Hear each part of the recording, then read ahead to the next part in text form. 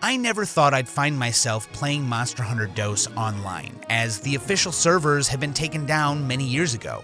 However, a passionate group of gamers has brought a private server back online for anyone who wants to come back and play this early PlayStation 2 Monster Hunter game, online with their friends, and even in single player, as they've also released a translation patch that will allow you to be able to read everything in the game, as the game was originally Japanese only. It was never localized here in the States. So this is a very big opportunity for anyone who wants to try an early Monster Hunter game and be able to understand it to pretty much the full extent. I won't be going over very many core concepts or basics of Monster Hunter because this video is more about the journey through Monster Hunter DOS rather than something that explains how Monster Hunter works. So I implore you, if you want to figure out more about Monster Hunter, please go watch a video that explains those things. This journey is going to be interesting as it's super long. I mean, if anyone knows anything about online Monster Hunter games, this one is a very large grind, getting from Hunter rank 1 to Hunter rank 50 and beyond that, of course, because our goal is to beat each monster one time. Not necessarily each quest, but each monster once. So this is going to take quite some time. The journey will probably be split into different parts as we are only maybe 80 to 90 hours into the game as of right now, but it's really important to try to do this before I start forgetting all of the things I did for the last, 8 or 9 months. It's a long time and we're playing it kind of intermittently. So sit back and enjoy the journey, at least this first part, through Monster Hunter DOS to see what you might be missing, what you will miss, and some kind of cool things about an old Monster Hunter game. In the beginning, we boot up the game and get through all of the menus, and everything works great. We see many different rooms available for hunters to join, around 8 per room or so, and you can join in, you can talk with each other, you can join missions with each other, whatever you'd like to do. It's really cool that they have all of this available, and they even have a way to connect a keyboard to the emulator if you're using an emulator, and type with that, as chat there is much easier to use with a keyboard. Using your controller to type is very tedious. So I suggest getting that and setting that up if you want to type to people. Or you can set up your own little messages if you want some pre-made messages. That's fine. Regardless of this, we begin the game and my sister is going to play the bow while I play the hammer, which is probably my favorite weapon. Although I do begin with the lance, just trying to testing it out, seeing if that might be a good idea. But I am not a lance player, so I'm not good at it. The town isn't very big, but you have everything you need inside of it. You have the quest giver, you have the guild quest giver and the exam giver, you have the shooting range, you have several different merchants who give you different things you'll be going back and forth to. You have your own house where you will get meals and put things in your chest, as well as sleep to save the game. You must sleep to save your game. You need to make sure you're doing that just to make sure the game is properly saving.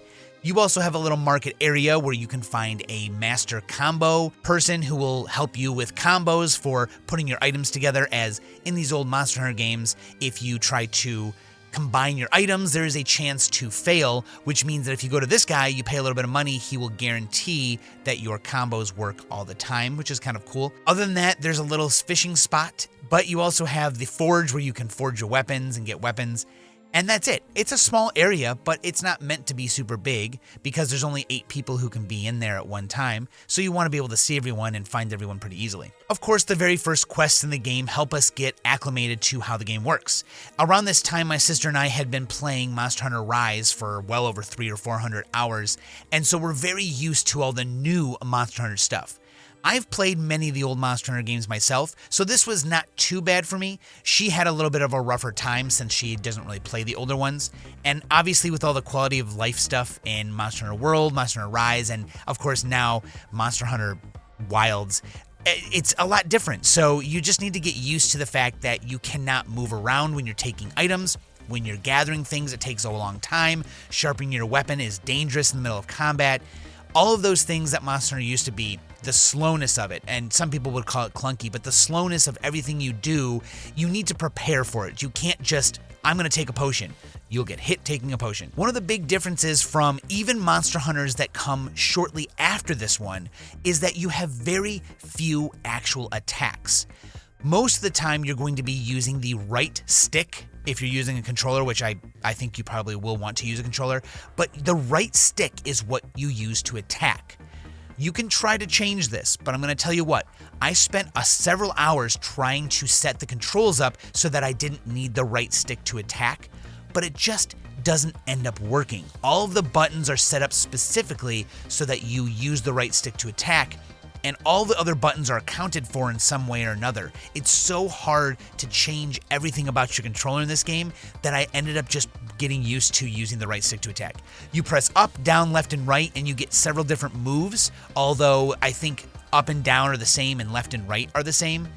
And you can also use your right bumper and your right trigger for a couple different things, such as sprinting and putting your weapon away and using an attack. It depends on what weapon you're using, honestly. For the hammer, using the right bumper charges the hammer up for me. And I think sword and shield, as well as lance, you put your shield up holding the right bumper. So you have a few different things that you'd probably be recognizable to you if you've played Monster Hunter. But the very few things you have available here is interesting. You just need to get good at understanding those 5 moves you have, and then you can kind of exploit how the monster works, as opposed to all of the different cool moves you have now. There's so many combos and different things you can press, like sword and shield having several different combo types, using your shield to shield bash and using your sword to deal elemental damage quicker because that's just the way you'd want to do it. Being able to fly up in the air and come down on them, and it just is all missing. You have several slashes, and that's about it. Like I said, I began with the lance, and no, it was really not the greatest for me. I had a lot of trouble once I got the lance. You see, I'm a very aggressive player, so a lot of the times I like getting right up in their face, smacking them, and then dodging out of the way to reposition myself. It's just not in it for the lance. You move too slow. I love the sword and shield, but the hammer is super fun because connecting hits with the hammer is satisfying, especially in this game where there's very few moves. You charge up your hammer and you can slam it down on their head, and it's fun to see a monster topple over because you've done that. Managing your box is a little different in this game, as you don't begin with a lot of space in it. I believe you begin with 1 page. You must go by the other pages outside of the actual town.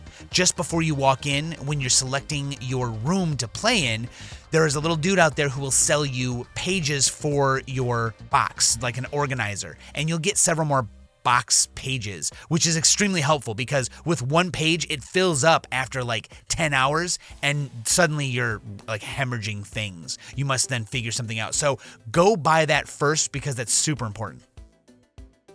The early missions are what you'd imagine for pretty much any Monster Hunter, learning how to cook meat, killing some of the non-hostile mobs for the meat, just gathering things from different gathering spots like mushrooms and honey. It teaches you all these things because these are the very early games, and the newer games teach you much quicker and probably more efficiently. These missions are sometimes like 20 minutes long, just gathering 8 mushrooms, but I can understand that they want to get you used to the long mission time, because you have around 50 minutes, or depending on what kind of mission you select, 30 minutes to do whatever it is you need to do in your specific mission, like hunting a monster or gathering.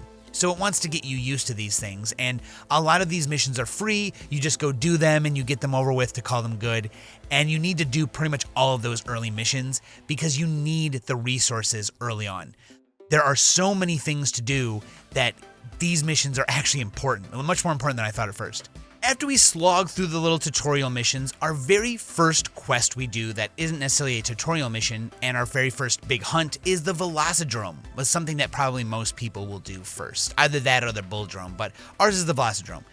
We set up a little password and put 2 hunters in, and we head in for our first fight. As we begin this first large monster hunt, we really notice that the HP pool is padded out. That's because Monster Hunter DOS does not scale based on how many hunters there are. It scales based on whether or not you are in the village quests, which is single player, or the town quests, which is multiplayer. That's it. It's scaled for 4 people at all times. That means with 2 people, we are at a bit of a disadvantage. So we're going to struggle a little bit until we add more people to the party. And honestly, we just wanted to play by ourselves. We're okay with the fact that it might be a little harder. We'll just have to spend a little bit more time, get a little luckier, get more resources, do better job at, dodging, whatever it is. We just have to deal with it. If you are playing, please play with up to 4 people. We finish our first large monster hunt, and just like any other Monster Hunter game, afterwards you carve them up to get their parts so you can make new weapons and armor. Very early on, the grind for resources and items that are necessary for hunting, simply to survive or to continue the hunt, is very grindy. Everything you find in this game takes a long time to get. You can't just get tons of it. The drop rates or the rates for getting those things, say Macalite ore from one of the mining spots, they're very low. And sometimes you will find going to a mission and fighting a large monster, you can plan appropriately and go bring your pickaxe with you. Go to the mining spots and get these things. But sometimes you just get nothing. I mean, I know that some other Monster Hunter games do this, but it feels pretty egregious here. Sometimes I will go in, do a mission, and never get one single thing I needed, so we have to do the mission again, or finish it quickly, like do a sub-quest, get out of there, come back, and try it again. It's very frustrating, and it takes a long time to get these things. Obviously, that's kind of part of the game, but it is very, very noticeable here. You just don't always have what you need. And when you need something, it's not as simple as going to buy it or going to buy the parts and then putting it together in a combo. Many of the times you'll find yourselves having to go to a specific mission just to get those resources and then leave to come back, and you won't always be getting those resources very easily. As you're hunting around these areas, you're also going to find smaller monsters, ones that aren't the large monster for the hunt specifically. Things like crabs and congas, the little pink monkeys. And these guys are, something is wrong with them. I have to say this out loud because I hate them. These guys relentlessly chase you and deal damage over and over and over. Obviously, the solution is to kill them before they do that, or focus them first. The thing is that that's not always the case. They can pop up out of the ground, out of nowhere. They will chase you relentlessly. They will go through your attacks. They won't get staggered easily. And their health pools are ridiculous. This little crab literally is just some random enemy. Once I kill him, I can carve him for a couple parts or one part, but he will chase me until I die. I just cannot fight him with this lance. But also just in general, when you're fighting any large monster, it's so easy for these guys to come up and destroy you. They are frustrating, they're annoying, and I don't understand why their health is so high and their damage is so high.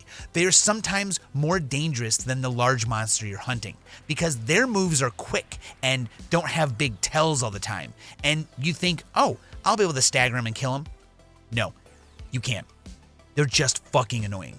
There are 3 seasons that actually can affect what monsters you see and where. There is the warm season, the cold season, and the breeding season. I'll start with the breeding season simply because I just talked about the stupid shit little monsters that chase you around and kill you super easy, such as these little crabs. During breeding season, there's lots of monsters, and when you kill monsters in one of the areas, they will come back. Because it's breeding season, there's tons of them out. They're all running around hot and horny trying to find other monsters to bang, and they'll just come at you in droves. So you kill a couple, they'll just replace themselves. And it's really frustrating. Breeding season becomes a battle of attrition. Can you beat the big monster before the little monsters destroy you and swarm you? It's ridiculous. So breeding season is fine.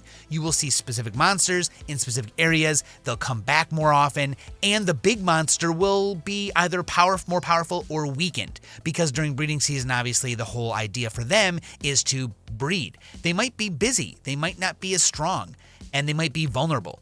During warm season, you might see the same thing. In cold season, you might see the same thing depending on what monsters are where. But breeding season is pretty difficult. It's the one time that I feel less equipped to do the fights because there are so many monsters everywhere. The other 2 seasons, the warm and cold season, also have their own little caveats. But let me go ahead and read those out loud for you. The warm season will deny access to the desert and is typically the best season to gather honey. Cold season will deny access to the snowy mountain and is a good time to gather certain plants and rare fish. The breeding season doesn't block off any regions, but several large monsters are at their strongest. Now, I did say that they might be weaker, but I think they're just stronger. But everything is stronger. There's so many fucking little monsters. Anyway, here is the actual time scales for each of those things happening. There's a day and night cycle, there are full days, there are seasons, and there are years. A day in the online mode is 15 minutes real time, and nighttime is also 50 minutes. So at any point in time you're playing, 50 minutes later you will find it's the next time of day, either night or day, and those do matter because during the daytime in the swamp, it's raining, I think, and then at nighttime it's not. So during the daytime, the poison that covers the swamp is not there, and at nighttime it is there. So the time of day actually does matter, as well as I think some of the smaller monsters being out matters as well. A full day is an hour and 40 minutes. A season, which is the cold, warm, and breeding season, a season is 15 days of in-game time, which is a total of 25 hours. If you play for 25 hours, the season will change over and you'll get to experience a new season. A year is 75 hours, which is 45 in-game days, and then it will kind of all repeat from there. And this is not the only thing that follows these timescales, as you also have these special shops, the guild quests and exam type things that you can do. There'll be lots of current events you can do. Everything depends on the time of day and the season, which is kind of neat. There's this nice website that I'll link in the description called mholdschool.com. On it has pretty much everything you could ever want to know about Monster Hunter DOS, all contained in this small site, including things like the bestiary, the quests, the maps. It'll show you where each of the gathering points are, the skills, your armor, the weapons. It'll show you everything you need to know, and is really important to play this online, as while I don't consider this game to necessarily be a wiki game, it's sort of a wiki game, because there's a lot of things that aren't shared directly in the game, like how the seasons and the time of day works. It's just, they just hope you understand. So this is really helpful so that you don't go in blind, because there's too many important things connected to all of these events that you need to be able to know. After we lose a few times and fight through stuff, gather some resources, I finally decide the lance just isn't for me, and we're going with the hammer, which is my second main weapon of all the Monster Hunters. I usually do sword and shield or hammer, and hammer was what I wanted to go with here. I thought it might be more fun. It just seemed, a little bit more mobile. I like the sword and shield, and I'll probably switch back and forth between it once I get further into the game. But for now, the hammer is what I use, and honestly, it's just so much fun smashing the shit out of monsters, man. After some attempts on the Velocidrome as well as the Bulldrome, we finally decide to try the Yian-Cuckoo, who is the most important monster early on, at least for us it was. Because when you carve him for the first time and unlock his armor, you find that it comes with special abilities on it that are actually more helpful for us early game players, or at least it was for us. There might be other people who find other things better, but it comes with the plus attack stat, which is super helpful. Now, in these old Monster Hunter games, when you get stats and stuff on armor, skills on armor, like attack plus, you need to get a certain threshold of those points for it to activate. Something like Monster Hunter World or Rise will give you those points directly from the armor. Let's say you get attack +2 on the armor. You just have a little bit stronger attack in Monster Hunter World or Rise or Wilds, which is cool. But in this game, if you get attack +2 on your armor, it won't do shit. You need to reach 10 total attack points to get your very first attack up, which is attack up small. It'll do this for 15 and 20 as well. 15 will be medium and 20 will be large. Every skill has its own thresholds that you must reach before you're allowed to get the skill that it activates. And it's the same way with negative skills. There are negative skills you'll get that will reduce whatever it is it says. So if I get negative defense, if I get up to 10 negative defense, I will eventually lose real defense points. So you don't want to get to those thresholds for the negatives, or if you have to, at least you know what it is. So the whole idea is to gather all of the armor from one monster, or monsters with similar stats on them, so that you can get enough points to actually activate the stat. We fail our very first fight against Yian-Cuckoo. We're just not very confident yet. It's, 4 hours into the game, and we haven't really gotten used to how different the controls are, and we decided to go gathering and finding things to upgrade our weapons and armor so that we had a little bit more of a chance, and then we came back with a bit of a stronger build. At this point, we run into a lull in the progress. Really, all we do is grind things over and over, get chased by these little crabs all the way across the map, get resources, get just as much as we possibly can. And honestly, the more experience we got playing the game, the better we got in general, which made the rest of the monster fights a lot easier. I want to mention this just because I hate these little cats, but these are felines and they aren't part of your party yet. This is very early on. While the ones you have in the town do help you, these ones specifically, a white and a black variety of the felines, The white ones will run at you with like weapons, bombs, and that's, manageable. It's annoying, but it's manageable. But the black ones here, they actually steal from you. They will run at you until they hit you and then steal something. Now, you can get it back by killing them, or not killing them, but necessarily doing a certain amount of damage to them, and then it will say your item was returned, which was really cool. But if multiple steal from you, you only have a few seconds to actually get it back. Once they jump around for a second, which is your cue to actually attack them, they will run and then dig underneath the ground and disappear along with your item. You'll never see it again. During this initial 10 to 15 hours of the game, it's probably the hardest time, at least for us, to keep money, because everything you do needs money for upgrades. I mean, when you upgrade your weapon or your armor or buy the things you need to do that, it just costs money.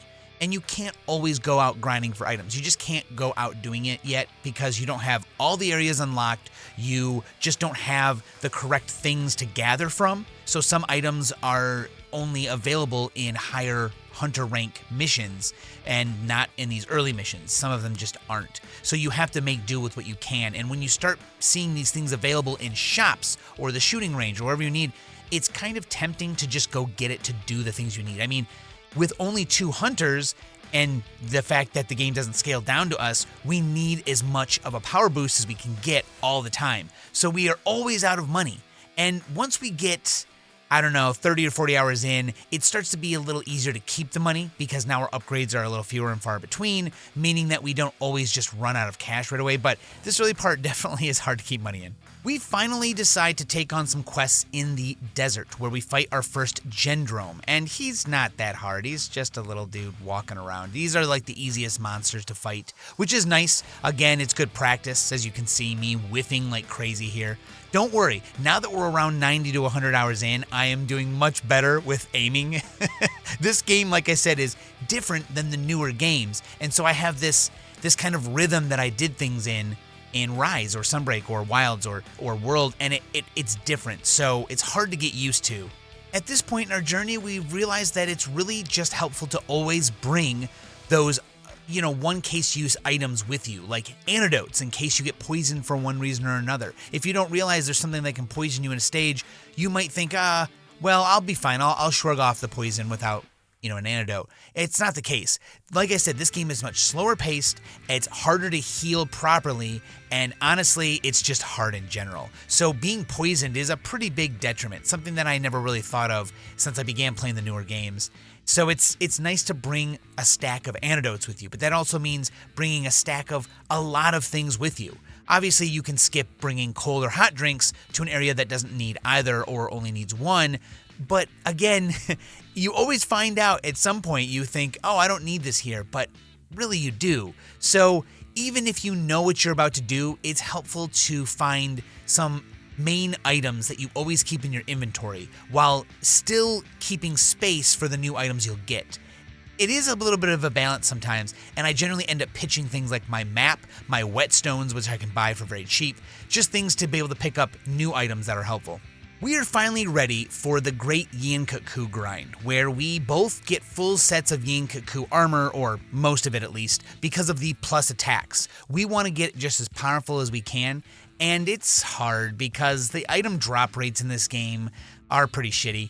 There's just some items that don't drop, and yeah, I know statistics and I understand chance, but sometimes it really feels like most of the time the game is out for you, right? Like, you just cannot get what seems like a 40% drop rate thing, right? You go, okay, 40%, yeah, we'll fight him 20 times, we'll get it at least once or twice, and you get it 0 of the times, it just starts to feel really bad. Obviously, there's nothing you can do except continue the grind, but again, in the newer games, that quality of life has really made it nice for, the low to mid-tier items, which, by the way, these are all low to mid-tier item things we are getting right now.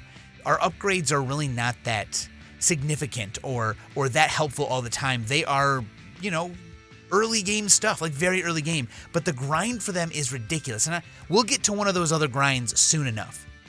Okay, now it's time to mention the food, because in this game the food it's a little frustrating because you come out here to buy the food, and each of the ingredients makes a different dish, and each of those dishes changes per each season. which means that you must figure out what dish is best for you, for what reason, and what season. Sometimes you'll need a different dish, and the only way to know, because the game does not tell you, is to use the Monster Hunter Old School website that I linked down in the description. You can look under the category for meals and see all of the ingredients and all of the things they affect and by how much they affect it. And I'll be honest with you, this is so important. I really wish there was more of a guide or a checklist or something in the game, but there isn't. There isn't. You would have to just do nothing but trial and error for months to figure this stuff out yourself. This isn't like an easy thing to figure out because the game doesn't tell you what things go together to make what. You just have to guess, and then you never get a checklist. So then you're at the mercy of writing it down yourself or remembering, which is fine, but you've got 3 seasons and like 100 meals for each fucking season. So no, it's not easy. It's nice to have this website, honestly, because it's so important. The meals are important, man. You got to take them to your cat. He makes you the meal, and you get some buffs. And those buffs can be, mean the difference between finishing a harder mission, like at the last second, and not. Especially when you get some attack and defense, or some health and defense, or, you're a bow user and you need some extra stamina. You're using all that stamina up. I mean, you need the meals. Now, one nice thing about it is that every so often you'll get the chef's special, which is the cat will just make you this awesome meal for free with no ingredients that gives you boosts to pretty much everything. I think it's like health, defense, attack, stamina. I think it's all a little bit of everything. Like it's worth to get each time you get it because it's always going to be more helpful in the end with all those stats. All those stats are important, so you take that every time you get it, but it is few and far between. I fucking hate the crabs. And with Yin Cuckoo loving the beach, he wants to cuddle up with those fucking crabs. I'm gonna fucking kill those crabs. Next, we head to the swamps to fight Gypceros, who is, a little bit more unique from all the other ones at this point in time. He's got a little stone kind of growing out of his beak, or, whatever this thing is. It's some kind of, it has the ability to flash. So he will use it to flash about a big area around him in this big circle. And anything caught in it, even other monsters, will become dazed. And if you don't dodge at the right time, or hit him while he's trying to flash you and knock him out of it, or you're just far enough away, he'll catch you and then he'll wail on you. At this particular point, we find ourselves in the desert farming Cephalos for their Piscine Fangs. I think my sister was looking for a bow at this point, or an upgrade to her bow. So she was looking for these guys. Now, these guys are hard because they are not big monsters. They're just normal monsters that are going around that will spawn here even if your main monster to fight here is not the Cephadrome. They will just be here. And they're good for farming the Piscine Fangs, obviously, or this early on. You need them, and this is pretty much the only place for them. However, the only way to get them out of the sand is to either hit them with a sonic bomb, let them jump out themselves, or get lucky with one of your attacks, hitting them while they pass you by. I do this quite a few times, and I start to get pretty good at it with the hammer, especially because the hammer has the ability to knock them out of the sand. With my big charge attack when it slams the ground, I just have to be spot on to do it. Now, you'll probably be saying to yourself, if you know Monster Hunter, why don't you just bring more sonic bombs or materials to make sonic bombs? Well, we fucking do, man. There's so many of these dudes around. We have to farm them for so long. We end up running out of them after, an hour of doing it. So we're like, okay, we can either farm for more, or we can just go fight these guys and let my hammer try and knock them out of the sand and let them jump out of the sand for whatever reason. And it does work, but it's so hard. It's just this balance, right? The newer games make it much easier to just fight over and over while getting your materials you need. Whereas this game, you have to make the effort to go out on your own and get all the materials and then come back, make the stuff, and then go do what you need to do. That's just how it is. We fight our first variant, a blue Yin Cuckoo, who has very little in the way of helpful stuff for a variant this early on. It's more of just like a fun way to make you feel like you're fighting a bit of a new monster. I don't even know if his moveset is any different in any way. Like, does he have an extra move the regular one doesn't have, or does the frequency of his moves or his demeanor? I don't know, dude. I don't know how they're different other than there's some extra different parts you'll get. Blue Yin Cuckoo parts, and they're for specific weapons.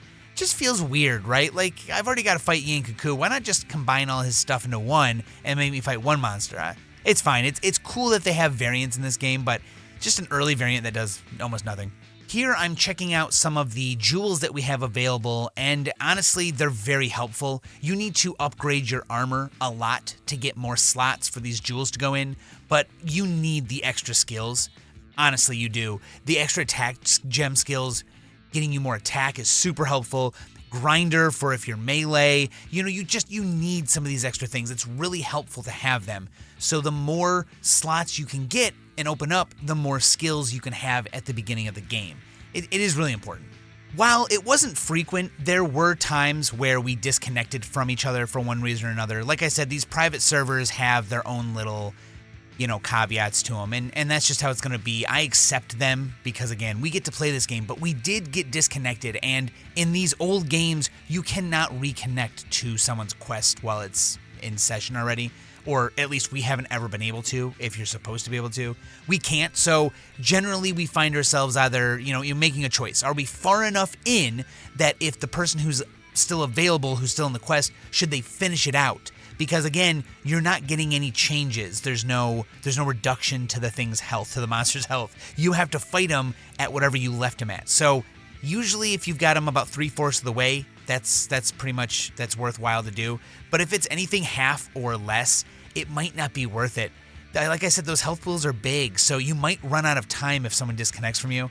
It's probably better to just abandon the quest, lose the few things you got, and restart. So the Veggie Elder in this game is very, very helpful, especially early on. I don't know how he'll be late game, but right now, getting these demon drugs is super cool because there's some upgrades that need the demon drug, as well as just having demon drugs to use during some tough fights is helpful because it increases your attack. It may be for a small period of time, but it's absolutely worth it if you come into an area, take it, and then wail on a monster for a couple minutes. It will help deal so much extra damage. Although, in this game, I've learned something interesting.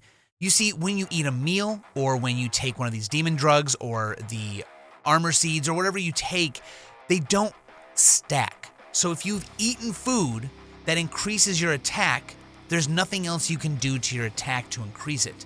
Unlike the new games, where you can take practically one of everything, and you get like all these buffs. This game does not have that. So bringing these along, unless you lose your food effect, depending on what you're taking. So let's say you go for health and defense on your food, then use the demon drug for attack in the mission.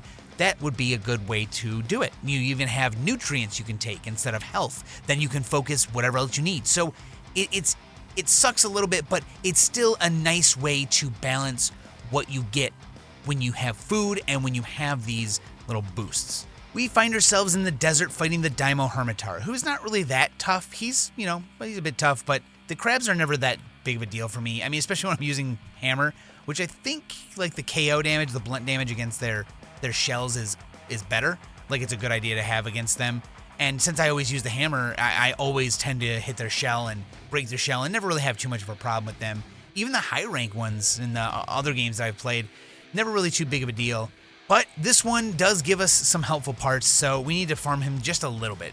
So in the old games, you had to use a barbecue spit and get raw meat to make well-done steak. You can get well-done steak in the shooting range, which is really helpful because this is tedious and I hate doing it. But I also have some problems because sometimes I forget with how long it is in between me having to do this, that I forget circle is the button you hit because it's the Japanese game. Circle is the button you hit to finish the meat on time. Like you need to hit circle. I always hit X and it doesn't do anything. So then I always get burnt steak when I forget. And you don't want burnt. Burnt just isn't worth it. Well done is the one you want. You don't want raw. You need well done. So you need to just get good at the minigame. And honestly, once you get enough money to start doing the shooting range more often, you never have to do this again. Because like I said, a lot of the rewards in the shooting range is well done steak. So you could just go in with a little bit of money, get yourself 20 of these, and you don't have to actually cook them yourself. Eventually, we find ourselves fighting the Conga Lala, which is...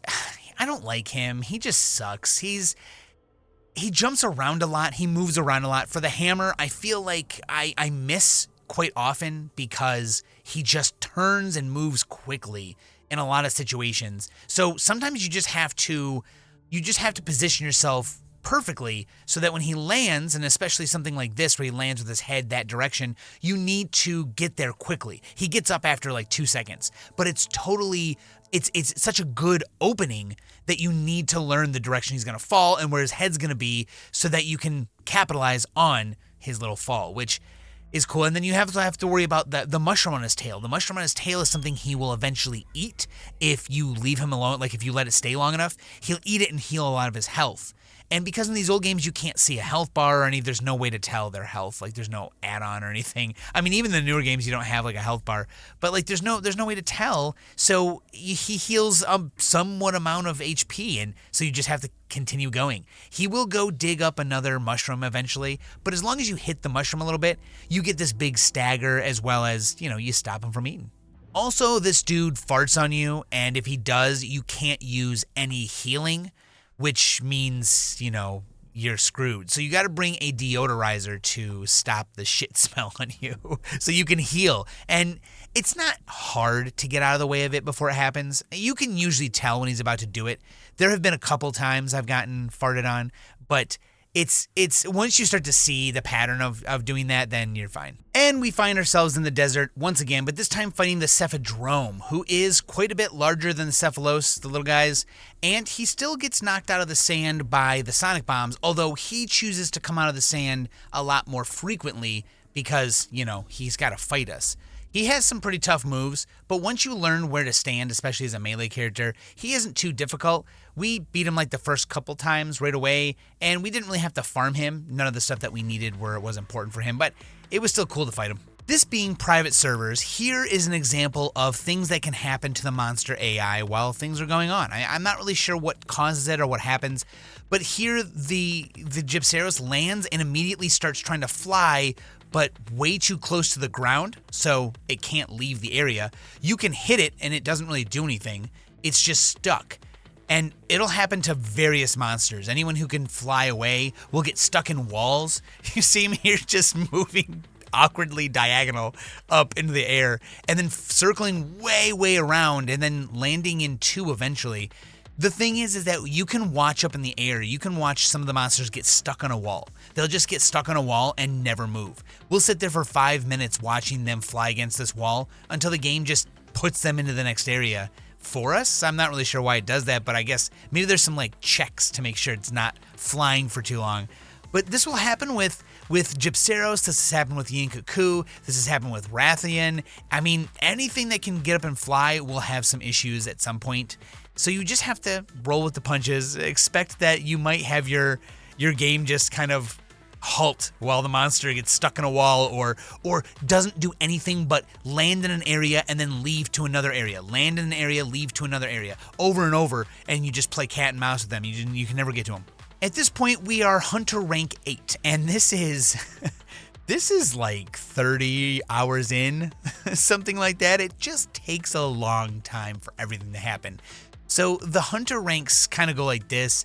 There's little brief breaks where every time you reach a Hunter level, you have like an exam that you take, and you must do some missions, and once you're done with them, you can then go above the Hunter rank that you're at. Now, this is something that we actually see a couple times in the newer games where you suddenly can't gain any more experience, or there will be experience pooled up for you. It just won't go into your actual pool. There will be like this separate pool it'll build up in, but you have to finish your exam before you can get that experience and go above.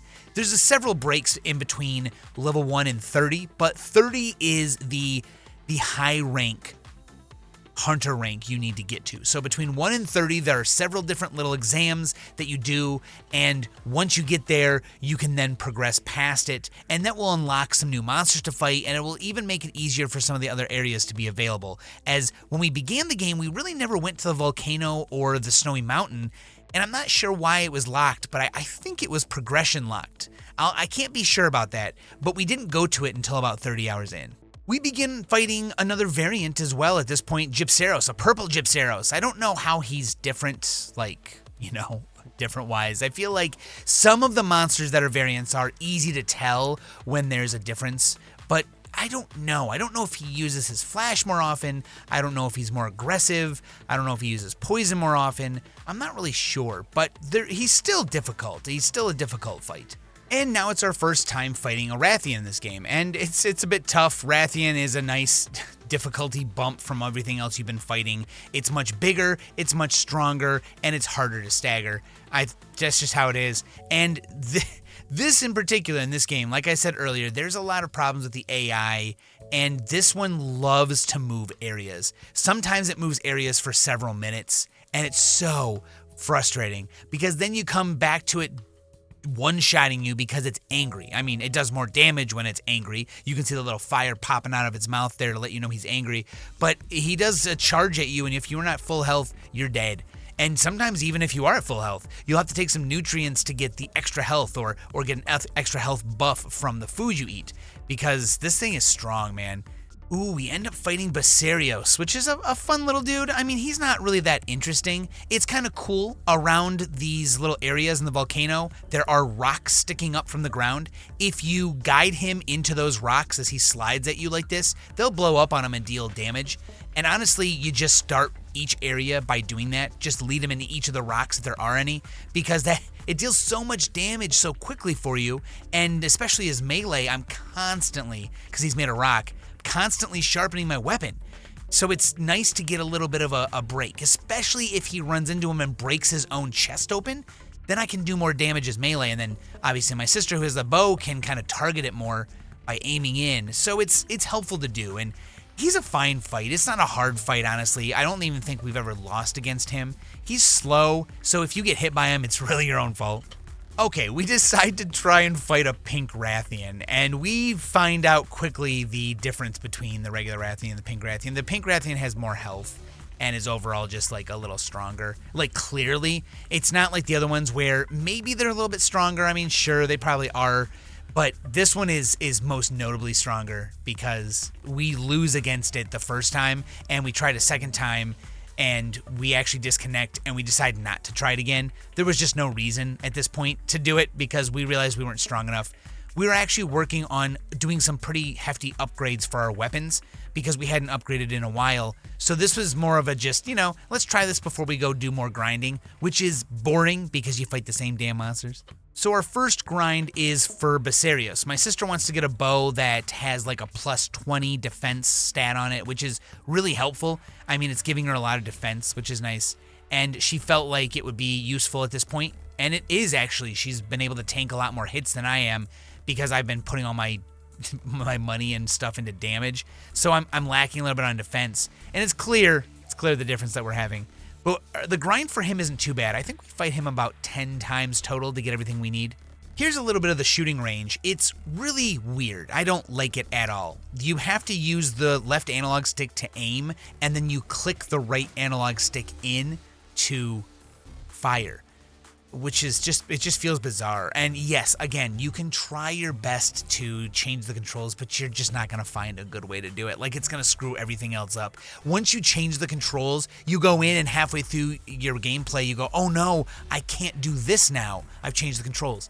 So you just have to accept that you have to aim like this. And here's the thing. You have so much ammo to use. Obviously, there's a time limit, but most of the time you don't even need to reach the time limit. You'll fire all your shots. The regular monsters, the small, like, Iodrome dudes, take 2 shots. Everything else has, like, 3, 4, 5, 6, 7 shots that take to kill it. Some of them will come up again after the next little rotation of them popping up. So the crab here, I can find him again and then shoot him until he dies. So you've got that going for you. The small Iodromes also are the same way. If you shoot each one once, the next round you can shoot each one of them once again to kill them, and you get the points, which you can kind of strategize that way. Or if you miss or something like that, come back and know that one of them is going to die quickly.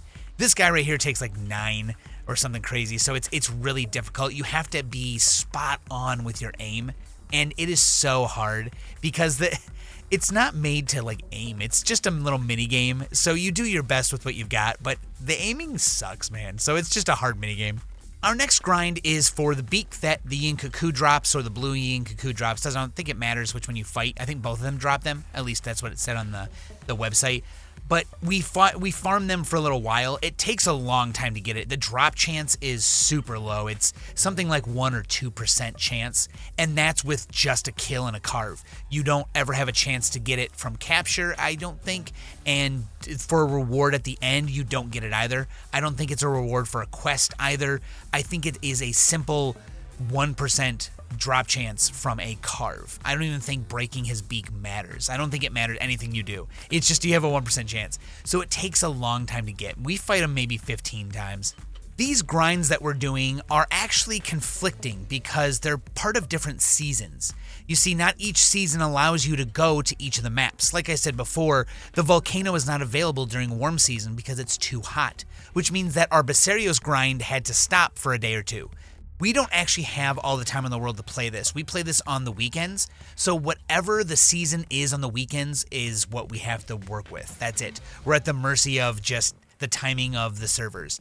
So we have to accept that, which means that sometimes we know we can't farm a certain monster if their area isn't available, or if it simply isn't available due to them not wanting to be out during cold season, right? Like in the jungle, sometimes you just can't fight a monster during cold season that you can during warm season or breeding season. And that plays a big part in the online portion of the game, is you have to get on at certain times for certain things. And if you don't, you'll have to wait around again.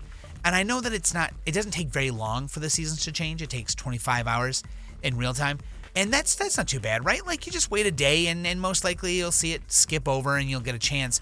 But you're not available every day all the time. So you got to really pay attention. You got to use the MH Old School website for the timings, like to see what season it is, what events are going on. That way you can keep up and go play when it's necessary, I suppose. At this point, we run into the biggest grind we've had so far for a specific thing, and honestly, it took maybe 30 to 40 Gypceros for this to work. So I was looking for a Gypceros head for a specific upgrade for my hammer. It went from the hammer that I had now to the Violence hammer, and you needed like a series of beaks and heads because, as you can see, my hammer is the shape of, or it's the actual like beak of a Yian-Kaku, a blue one. And so the next one we needed the Gypceros' head to put on my hammer, and it has like a 1 or 2% drop chance. So we spent 30 to 40 Gypceros fights before we got it. And that right there, I mean, a fight can be anywhere between, 15 minutes to half an hour, depends on the strength of it, the time of day, the season, whatever we were doing. And we spattered this grind in between a grind for things like Basarios, because my sister still needs some upgrades from Basarios, his like shell. And then we were just doing other monsters to break it up and trying to get more sharp claws for attack gems, which you get sharp claws from the small conga as well as the small crabs. So we were just trying to do anything during this grind. It took almost 40, maybe 40. I was trying to count, but it's hard to tell when we started because we've been playing this game for like 100 hours. I think it was like 36 was where I was counting, and I felt most confident to say was that it took that many times to get his stupid head. And we were very, very excited, but it's just the thing that happens. When you're looking for something in this game, the chance to get it is sometimes very, very low. And it's so much so that it's just not, it feels like it's not viable to do. So it's not one of those things where you want to grind it over and over because it will be so boring to do that it's just not worth. I mean, this game has a lot of those grinds. We're probably going to run into a few more here and there. The last thing that we worked on over the past probably, 10 to 15 hours are our guild exams for guild rank 16. And the only way to progress past Hunter rank 16 is to do these exams. Well, these exams are pretty hefty at this point. We have 4 total exams to take. And this first one, just for an example, is Hunt 1 Congalala, Slay 3 Conga, and we have to do that for all 4. The next exam we have to do is to slay a Rathian, slay 2 Conga, and 7 Melinks, which are the little cats that you find. Those aren't too hard, but the 2 Conga aren't hard. The Rathian really is just hard. You have to do all of this in one map, so you have to make sure you spend the time to do all those things. If the Rathian is taking you too long, you're just not ready. Like, you need to be able to kill the Rathian and then the other things, or the other things first, or do it during, which is a little difficult to do when you only have 2 people, but we were able to do it. And the Rathian we fought was like the biggest one we had fought so far. I think we got a silver or a gold crown for it. And it was tough because its hitboxes are so big. Generally, I find it's much nicer to fight the bigger monsters with a hammer because they have bigger hitboxes, so I'm able to hit things like their head, which is the most important spot to hit. If they're big, then they're closer to the ground because, you know, it increases all proportions of their body. So like they're sometimes just close enough when they're big enough for me to hit on the chin or something. And so when Rathian does some of their moves, well, it's nice that she's so big because I can hit her at times I wouldn't normally be able to do it. So, but then you also have this like, do you want them to be that big? Because then whenever they do tail swings, whenever they swing their tail around, they're probably going to hit you because they're so damn big. The third guild exam was hunting the beautiful Kezu. Look at how beautiful he is, everyone. He's stunning.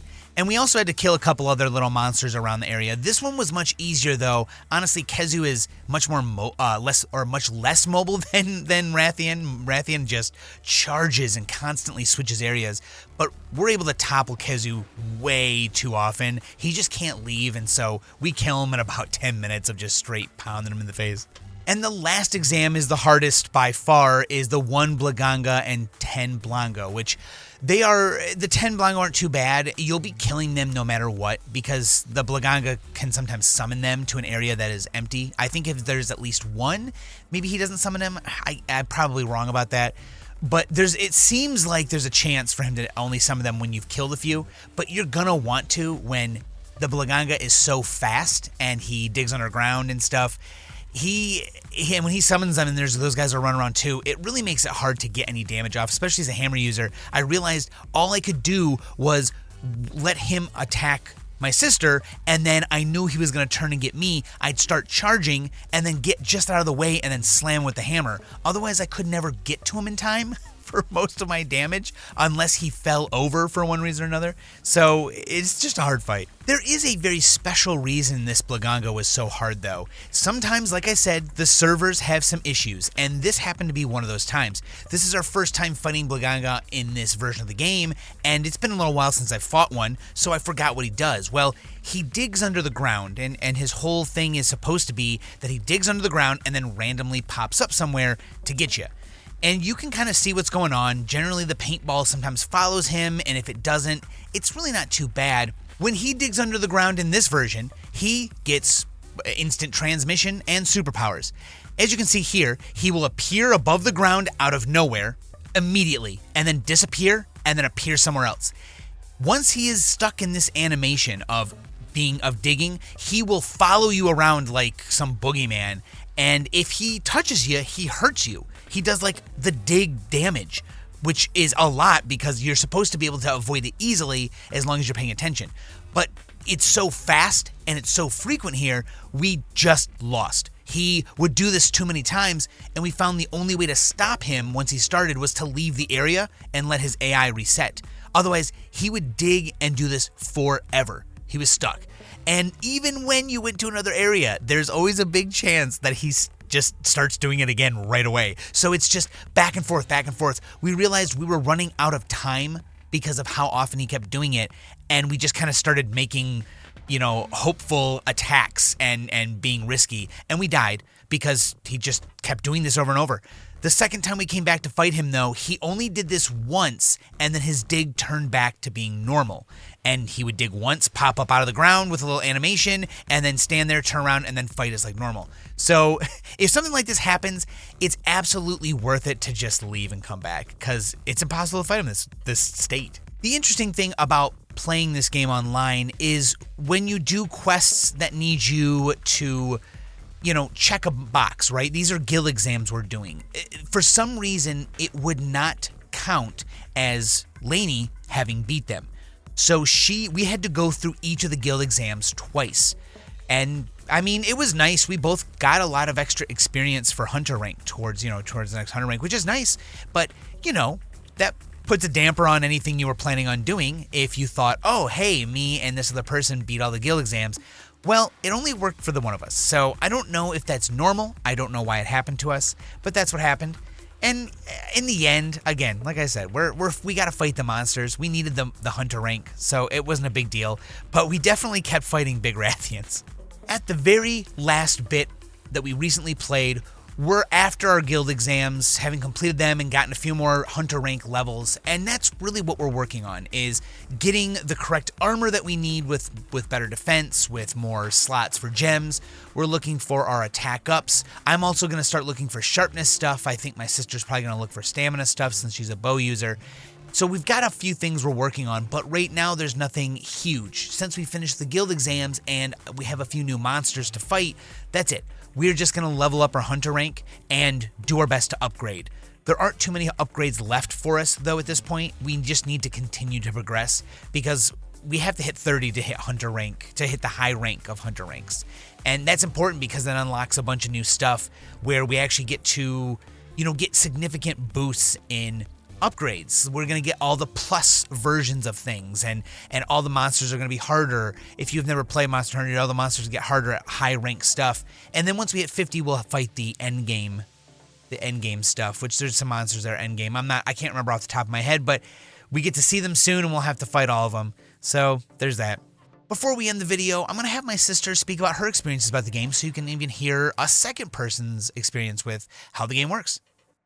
All right, so my thoughts on the game in general. Well, as somebody who didn't really get into Monster Hunter until some of the newer ones like Rise, Sunbreak, and the Wilds, I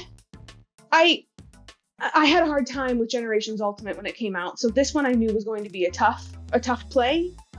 What I will say is that having played the newer ones and getting a feel for what that feels like, I would say that the game overall then is more fun in my opinion because I know so much more about Monster Hunter. Instead of, if this were the first game I had jumped into, I think it would have been an extremely frustrating, even more difficult experience than it already has been just because it is a difficult game. So the game in general is, I would say, fun, and a lot more fun because we get to do it co-op. And I would honestly recommend it to anyone who likes any of the new Monster Hunters as well, just to give it a shot, just to see what it feels like to play some of the older and yes, clunkier version of a game that today has really come so far and really changed a lot. And my thoughts about the bow are, I have not really ever used any other weapon. I think it is the best weapon in the game. I use it in the new games. I'm using it in this game. I don't even think I'd ever want to try anything else because honestly, the bow, even in this game, is, for me, the perfect mix between being that longer range, especially if you're not good at dodging like I'm not good at dodging, and also having enough power to actually do some real damage. I've still been able to knock monsters down, shooting them in the leg. I'm still able to break shells on monsters. I'm able to do everything I feel like I could do with an up-close weapon, but I get that security of that farther away weapon. And I just think it's overall a really good weapon in this game. And my recommendation is, everyone's going to play differently, but I never actually use the aiming feature, because then it plants you and you have to stand still. You can't free move around. So I literally just aim at the monster and without any reticle and hope I hit them. And honestly, I feel like I've gotten to the point where I hit them pretty much every single time now I aim at them. I can't then, of course, necessarily aim at a particular part of a monster, but honestly, I feel like I still get to hit where I want to hit them almost every time I shoot. So if you get good enough at doing it that way, you then are able to free move with the bow, which honestly makes it even more of a powerhouse in my opinion. So the bow, even in this game, is still a really awesome weapon, and I really enjoy using it, and I don't think I'll ever try anything else. And then my thoughts about the server itself. Well, I'm really thankful that there is a server available. I know there's so many older games now that we just sort of lost out on the online capabilities of the game. And so I'm really thankful for the server. And in saying that, there definitely are some problems. Not everything works correctly. Also, what we both see on our screens is different. So there might be, a conga on my screen that is not on, the other person's screen. So I can see it and shoot it, and the other person might be seeing and shooting a completely different conga on a completely different part of the screen. So there's definitely that issue where it's not always synced up perfectly. And then the monsters themselves definitely do glitch a lot. Sometimes they just teleport randomly to a place, or sometimes the ones who go underground will be like glitching underground. Especially the ones flying too. When they fly from place to place, they end up sometimes getting stuck in the wall. Rathian is when I remember doing that.